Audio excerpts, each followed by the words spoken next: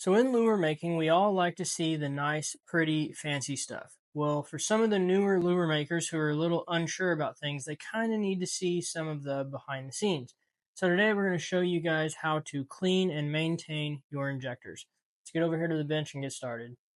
So as you can see, we have everything here we need to clean and maintain this injector. Now this is a 6-ounce bass tackle injector. I've got a little pick, a couple paint brushes, some O-rings in case I need to change the O-rings up in the tip, some worm oil, and some paper towels. So we're going to start with just disassembling the injector. So you're going to take the knob off the bottom, take your cap off, and now you can push the whole rod assembly completely out. Unscrew the bottom cap.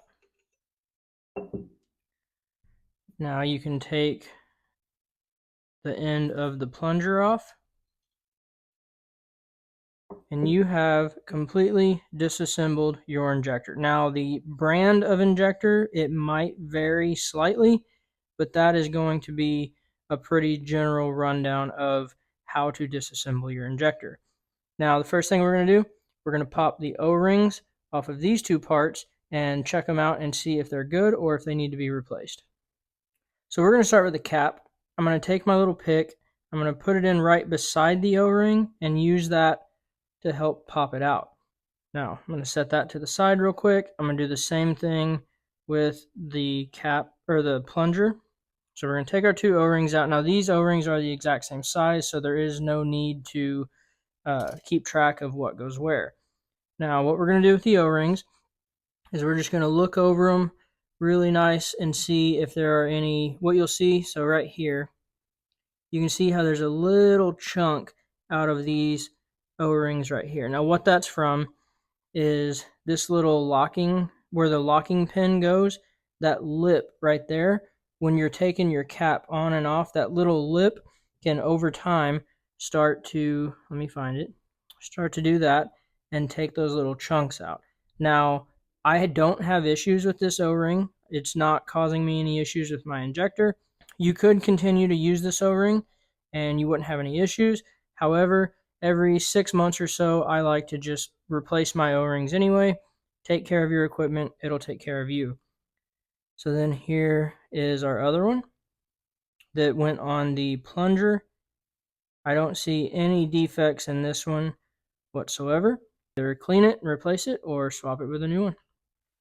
After we look at our O-rings, we're just going to take everything else. I've never had anything get up into the bottom of the handle. That shouldn't be an issue. So your handle should be good to just set off to the side. Your end cap, what I like to do is through the center of this where the rod actually slides, if there is any debris in there, I'll clean it out. You can kind of see up here on the edges, you'll get a little bit of like excess worm oil and stuff that just kind of like blow by. I'll just give it a good wipe down. Make sure it's all good. Again, I'll look through that little port where your rod slides. Make sure there's nothing obstructing it.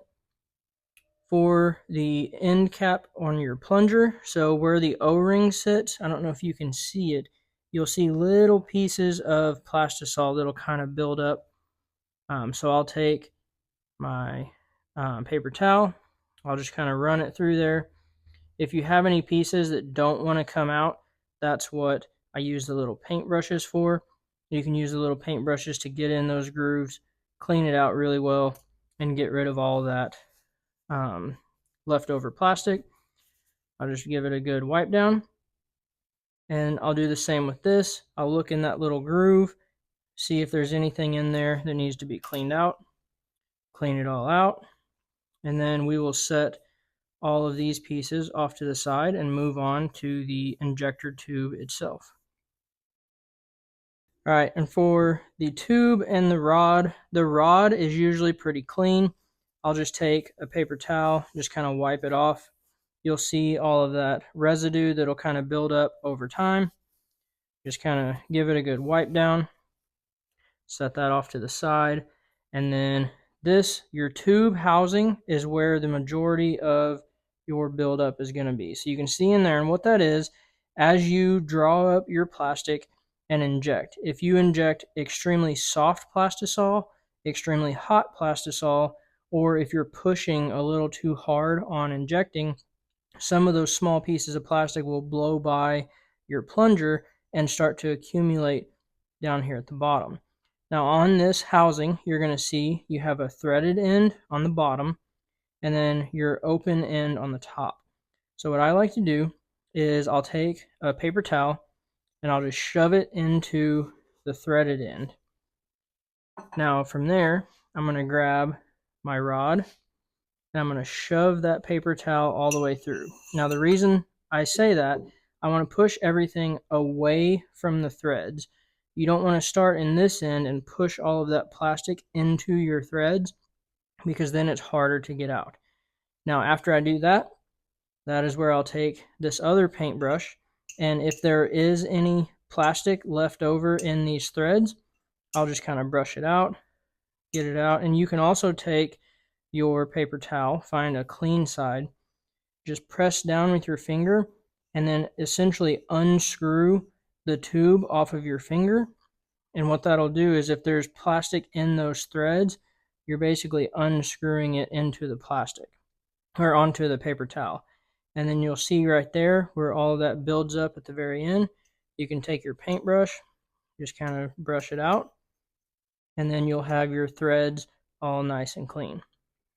Now once we have our threads all nice and clean, what I like to do is take a clean paper towel and bunch it up right in the end of your injector. And then from there, what I'm going to do, take our worm oil, and I'm just going to pour some worm oil into the end of this injector and rotate it so that I cover all sides of it. Now I'm going to give it just a second, let that worm oil drain down, and what it's going to do is accumulate right on the end of that paper towel. And we're going to take our rod, we're going to shove it back through, again away from the threads, so then when you get it out, the inside of your injector, what that worm oil does on the paper towel, it not only aids in getting that plastic out, but it also lubricates the inside of your injector. And you can see how just one swipe through your injector, you have a brand new looking injector. Now all you got to do, if there's any little plastisol boogers on the outside, just wipe your tube down and then you're ready to reassemble. And then once you're ready to reassemble, what I do is I'll take my O-rings. Now I am using brand new O-rings. I like to change mine every 6 months regardless of whether they're bad or not. I'm going to put 1 drop of worm oil right there on the end. Just smear it around with my finger. Make sure you get that O-ring nice and oiled up all the way around it. That'll aid in it sliding on and off. Take our next O-ring, put it on the end of our plunger. Again, just a drop of worm oil, doesn't take much at all. Get that all nice and spread around. And then one more thing I do is I do take the rod and put a couple drops of oil on it, and I'll just spread it around nice and even, because what that'll do is where the rod goes through your end cap, having just a tiny bit of oil on there will just make it slide in and out a little bit easier, and it'll make everything nice and smooth during injection. Now that we've got everything cleaned, we got everything re-oiled, everything is ready to go back together. So on your rod, you're going to see the threaded end. On one side, it's got this smooth portion down here and just the threaded. So just the threaded portion is where your plunger is going to go. You're just going to screw that on. And then with your tube, remember the part where the locking pin goes is where the end of your plunger is going to go. You're going to take your end cap, just screw that back on.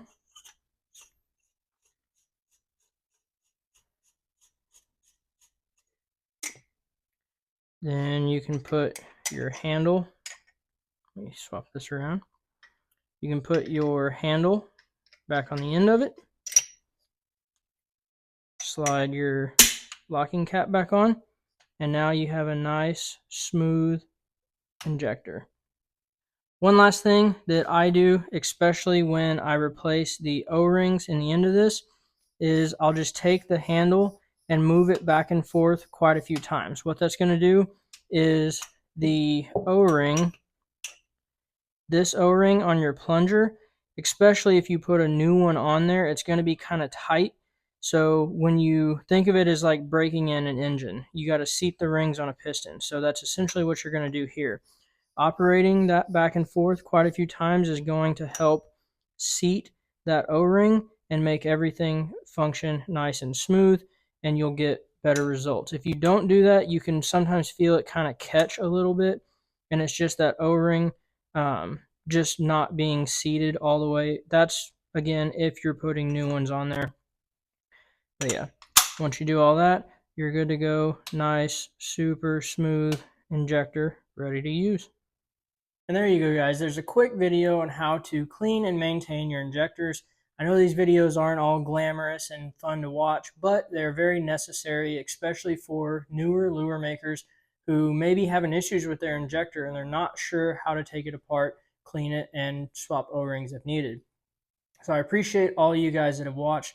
And for those of you who have stuck around to the end of this video, I'll show you a little something special that I've been working on. So after about a year of running through ideas in my head and looking at all the different poison tail molds, trying to figure out how to make this work, I have figured out how to make a poison tail head screw lock underspin. This thing has been a long time in the making. I am extremely happy with it. I've taken it out, water tested it, caught fish. This thing is phenomenal. If you guys would like to see how to make this, let me know down in the comments, and I might have to show you guys a video on how we do this. Hopefully you guys like this video. If you did, hit that like button, subscribe to the channel. We'll see you on the next one.